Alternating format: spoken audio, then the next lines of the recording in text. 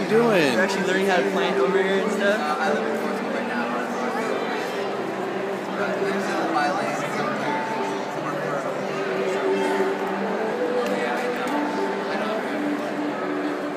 Nice. This is the place to be for any families that want to bring their kids to learn some things about organic produce. I would come to the National Heirloom Expo without a doubt. This is just one of the rooms. Yes, on 37. Nice. Man, I'm glad I got a whole nother day here because I'm not going to be able to get all this good stuff in this one day. All right, two incredible films, The Real Dirt on Farmer John and Queen of the Sun. They're both by the same producers. That I'm not surprised. And here's One Man, One Cow, One Planet. I would watch, look at all the accolades. Ingredients, Food Matters. Yeah, keep your eye on these guys. They are really, really on it. Yes, this is a Collective Eye Films. That's the deal there. All right, aloha. Hey, what's your name, brother? I'm Alex, bro. I'm Alex, yeah, and this is a new company called Ola. It's Dragon Noni, the corporation. We started in Hawaii, the big island. And this is our product, our first product called Hawaiian Ola. It's 99% organic, and all the energy comes from yerba mate and green tea. And basically, we started this company because we want to help the Hawaii. We see all the impact that the GMOs have in Hawaii. They destroy the soil, they destroy the farmers. It's true. And we want to create a demand so they can have an incentive to grow organically. So we can help them, teach them how to grow organically and sell their products in a fair price. That's why we have our own organic farms in Hawaii. We grew our own. And where's the yerba mate coming from? Brazil? The yerba mate comes from Brazil. Are you Brazilian? No, I'm Greek. You're Greek, yeah? Yeah, my partner, my colleague, he's from Brazil. Right. And my friend who has the company is from Hawaii, from the big island. Right. And all the other guys, were like 6-7 guys in the company, are from San Rafael here in California. Oh, wow. So David Wolf, does he have anything to do with it or no? He's not? No, he's not part of it. So let me see your thing on here on noni, because I've been eating noni for years. Yeah. Noni tea and just straight up noni. I pick it myself and ferment it. And yeah, it is in my opinion, other like hemp and noni are the highest medicine you could possibly be eating. We have here the story how the noni got into Hawaii, all the traditional uses, and here is the scientific info what noni is doing to you. Right. How it's anti-inflammatory and how it has so many powerful antioxidants. So it's a traditional medicine. We just try to put it up, And our next product basically is going to have also the noni juice, as we have now in the Hawaiian Ola, which is the main component in noni. Right. And we want to make also a noni tea.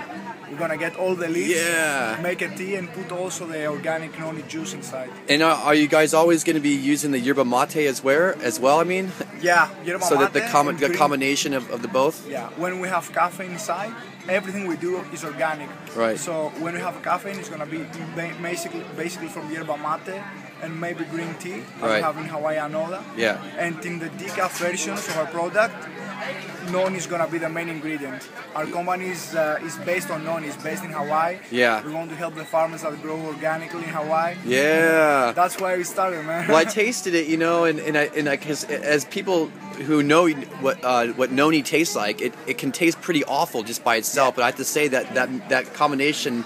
It tasted pretty good, man, and I could drink that stuff, and it's hard to find. I know there's the guayaki and the sambasans, and there's lots of these energy drinks, becoming the alternative to Red Bull. Exactly. And the 5-hour energy shot and all that stuff, But you guys are on it by being a new sustainable way to. For us, the main reason we started this company is the mission of the company. This is the foundation of our company, and we saw the opportunity to bring the organic alternative in the energy supplement market because it's a booming market. Right. So what we want is a greater demand, so we can get more farmers in Hawaii grow organically. If there is a demand, we know that they will switch from GMO crops to organic cultivation, and this is why we do it. Nice. month to do it. And this is why we have the Hawaiian ingredient noni #1 in our all our products. It's good for you guys to discover noni and put noni on the map, because it's one of those medicinal plants that not a lot of people know about. Yeah, and this a part of the mission of the company is to bring healthy alternatives to the people. And the founder of our company, Brett Jacobson, he's from Hawaii, he's from the Big Island, and he knows noni. He grows noni. He has his own organic farm. And it was such a challenge for him to make a noni product taste good. Yeah, it is. Yeah, and I think he did a good job. It's like one of those things, I would just drink it, and because you kind of get used to it after a while, just straight up drinking it.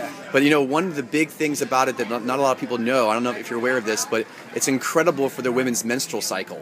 Yeah. And so every woman should be drinking this noni stuff, Yeah. I know. So cool. And then so there's the website down there, yeah, hawaiianola.com. So that's a little bit fuzzy coming in there, but yeah, they can find it. And you guys are brand new. Brand new. 3 weeks. 3 weeks in the market. Well, I see big things for you guys. So I'm gonna help create some awareness about putting this up there. Thank you very much. All right, brother. We got 6, 7 guys working together like a family. Yeah. And we think we're gonna make it. Right? I think you're gonna do just great. Thank you very and much. it's smart of you guys to find this place too. This is a place to be, and I'll do what I can to help. All right, brother. Aloha. Thanks for the support. Yeah. Yes. I saw The Future of Food 8 years ago in Tiburon. Thank you. It changed my life overnight. So anyone who hasn't seen that, stick around for that film. And not too many people know that you were married to Jerry Garcia, so I think that's incredible because he's awesome. and if you can speak. Well, this is a very musical film, so it's nice to it's not music can be part of things. I don't think documentaries just have to be people enduring it. I think it should be about pleasure and beauty, and there's a lot of elements that we can put in it where we get the information, but like Jerry, it's about, we can also have fun doing this. It can be about pleasure and enjoyment. That's also an important part of life. Nice. And maybe can you speak to a little bit about your involvement with the GMO banning in Mendocino County? Oh yeah, well the Future of Food was shown as a work in progress, and they were trying to pass Measure H in Mendocino. It was like 8 or 9 years ago. And they, and it was, a lot of people came to these screenings that were held in high schools and barns and things like that. And it was great because the screenings were packed and people were really paying attention because they could vote on this issue. And so all range of people, and a guy that saw the film really early, a friend of mine lives up there who is a grower, as a farmer. And he showed it to a friend of his who's kind of like, was an older man, like an Orange County Republican type. And he didn't know about the GMO, which should he ban it on. He was a vineyard owner. And he saw the film and he said, we got to stop this. And so he came out, for Measure H, for banning it, and told a lot of his friends that, we need to stop this. And so that was great because it shows that some of these issues you really need, you can have a wide, there's a wide group of people who understand that it's important to protect soil, that it's important that we have the freedom to grow what we want to grow and not have our fields contaminated. And so that was great for me because, just to know that your film, that people are taking it seriously, that's influencing, and also that the power to vote on something is a very important power. And of course, I think everyone coming to this fair is going to vote yes on 37 because that's really, we have to draw the line. That's the last line that we can draw. At least we can choose in the supermarket. And that will send, when that does pass, that's going to really be seismic. It's going to send a big body blow to industrial agriculture and have them pay attention to the consumer, us. We should have that power, and as it is right now, we don't. So you knew 8 years ago that you were going to do your next film was going to be on soil. No, I didn't know, but You mentioned it though. Oh, did I? Yes. Did I mention it? Yeah, that was, yeah. I started mentioning it before I had started making even knew anything about soil, and then I had to make the film. It was. So what's it in 8 years from now, or? I don't know. I'd like to do some fiction stuff. I think I've spent a lot of time on do-gooder films. I think I deserve some fiction. I don't know, like a romantic comedy or something. I'll keep making documentaries, but I feel like it's it's a lot of work to do these, and to also make the science impeccable is also a lot of work. And I think that's important. You have to do that when you have scientists in your film. So it just seems like it'll be fun to make. And actually, making a fiction film, you write the film, you shoot the film, and you edit it. It's actually easier than these documentaries where you have a lot of material, and you have to decide, how do you crystallize that into 90 minutes. So. But you had made these are such the most difficult kinds of films to make as filmmakers, if you're going to make a really good one. You have made such a major impact, I think, far than you know. Well, So. I know it's true because, so many people have told me that the future of food changed their life, and they started organizations because of that, or they started farming a different way. I mean, it's great because that's the point of being a filmmaker. You make the film, and then the film gets out there. I mean, I spent, 3 or 4 years going around the world with that film, so I really paid a lot of dues with that film because it's important to me that these issues be pushed to the front, people understand it. But the great thing about a film is it's out there with a life on its own. It doesn't need me. And so if you make a really good film, that's my theory. You make a really good film, and then people will tell their friends about it. I mean, so many people have said, we bought all these copies of The Future of Food because we kept giving it away, and we'd have to buy another copy. And that's great, because it's not about me, It's about the film. It's about the work. And as a filmmaker, you make the film in the dark, and then the film is the star. So I'm kind of for that, I'm not for the celebrity thing. I'm like, the film it shouldn't matter. I mean, it matters that I made it because it's my work and I'm proud of it, but it shouldn't require, someone saying, I'm the name, look at my film. The film should be amazing no matter who made it, if you know who made it. So that's my theory. You do a really good film and get it out there, and and it's just bringing up Jerry. I had a film. Had made a film, and I was getting it out there. And he said, it's time to.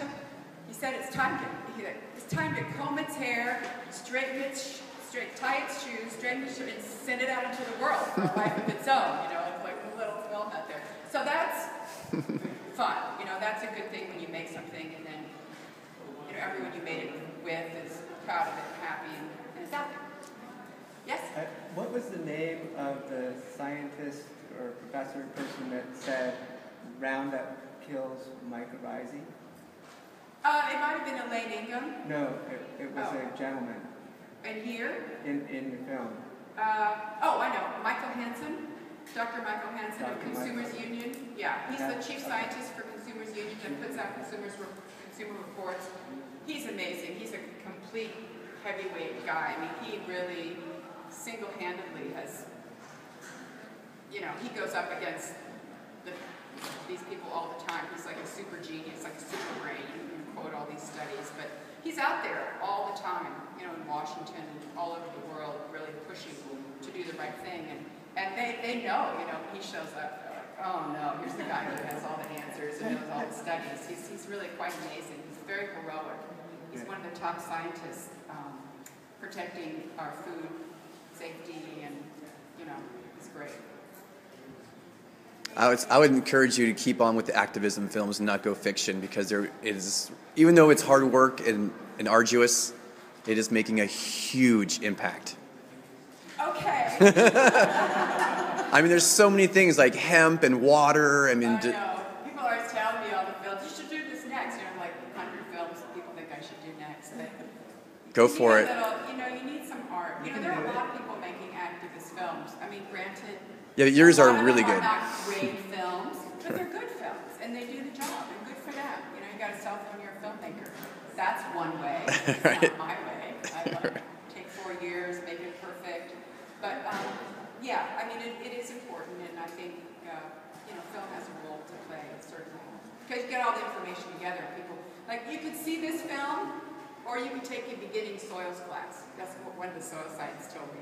He said, yeah, they can see this film, and then they will become soil scientists. So that